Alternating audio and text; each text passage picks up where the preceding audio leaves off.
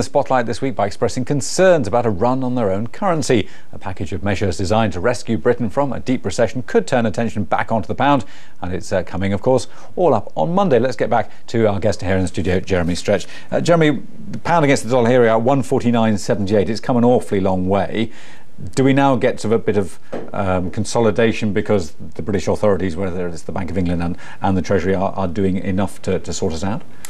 Well, we've seen aggressive monetary easing over the course of the last couple of months. That's helped to destabilise sentiment somewhat, and clearly we've seen speculative investors moving aggressively against sterling in recent weeks. The question is, have we got all of the bad news now discounted as far as the UK is concerned? And I would think probably in most cases we have. So we've seen pressure against the banks, we've seen a sizable deterioration in the underlying level of sentiment.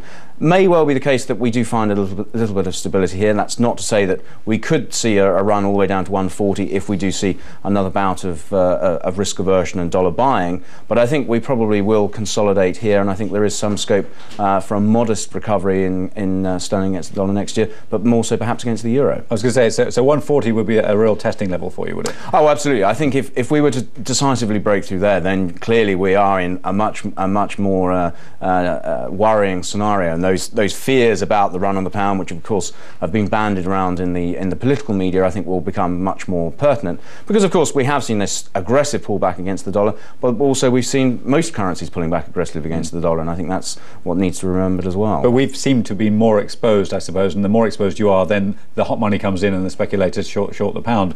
Is that what's been happening effectively?